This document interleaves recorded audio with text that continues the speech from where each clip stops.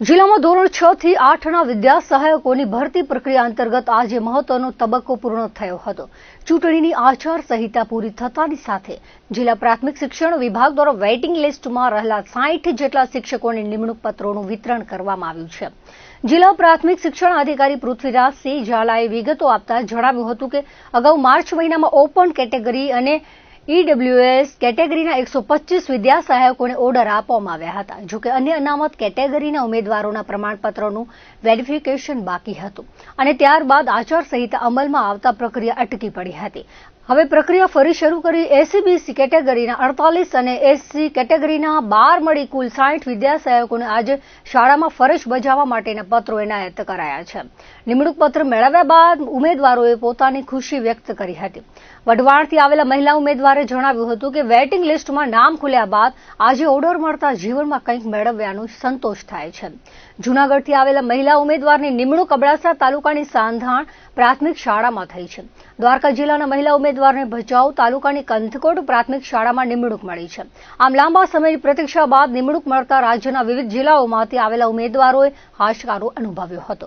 ખાસ કરીને જોવા જઈએ તો આપણે ત્યાં 1 થી 5 ધોરણમાં જે ખાલી જગ્યાઓ હતી એની ભરતી જે છેલ્લો તબક્કો છે એ 30 માર્ચના સ્થળ પસંદગી 30 માર્ચ 2026ના રોજ યોજાયેલી, જે અંતર્ગત આપણે ઓપન કેટેગરીના ટોટલ ઈડબ્લ્યુએસ અને ઓપન કેટેગરીના 125 જેવા આપણે શિક્ષકોને વિદ્યા સહાયકોને આપણે ઓર્ડર વિતરણ માનનીય મંત્રી શ્રી રાજ્યકક્ષાના ત્રિકમભાઈ છાંગા સાહેબ અને માનનીય આપણા ધારાસભ્ય શ્રી ભુજ કેશુભાઈ પટેલ સાહેબના હસ્તે વિતરણ કરવામાં આવેલું હતું.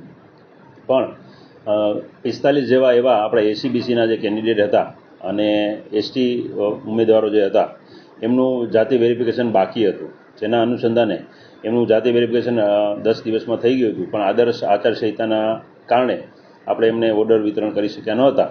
જે અનુસંધાને આજરોજ આપણે જોવા જઈએ તો 48 જેવા એસસીબીસી અને 12 જેવા આપણે જે એસટી કેટેગરીના જે ઉચ્ચ પ્રાથમિક શાળાના જે હતા આપણે 6 થી 8ના જે વેરીફાઈ થઈને આવી ગયા હતા એવા 60 મિત્રોને આપણે આજે આદેશનું વિતરણ કરેલું છે.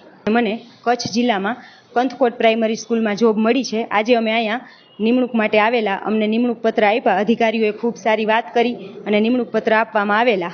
કંથકોટ પ્રાઇમરી સ્કૂલમાં મને જોબ મળી છે અને વતનનો જિલ્લો દ્વારકા છે. ના, એ ખૂબ આનંદ થયો. પ્રમાણપત્ર લીધું તો એમ થયું કે આટલા વર્ષની મહેનત પછી અમને આ પ્રમાણપત્ર મળ્યું. આની પાછળનો જે અમારી મહેનત હતી એ સફળ થઈ. એમ મારો વિષય છે મેન ઇંગ્લિશ વિષય ઉપર મારી ભરતી થયેલી છે. હું જૂનાગઢ જિલ્લાથી આવું છું અને આજ રોજ અમને જે વેઇટિંગમાં ધોરણ 6 થી 8 વિદ્યા સહાયકમાં વેઇટિંગમાં અમને રાખેલા એ લોકોને 30 માર્ચના રોજ સ્થળ પસંદગી થયેલી અને આજે અમને લોકોને નિમણૂક પત્ર મળેલા છે અને અમે આનંદ અનુભવીએ છીએ. મને અબડાસા તાલુકાનું સાંધાણ ગામ મળ્યું છે અને ઈશ્વરની કૃપા, અમારી મહેનત આજે અમને એનું ફળ મળ્યું છે. મને સામાજિક વિષયમાં મળેલું છે.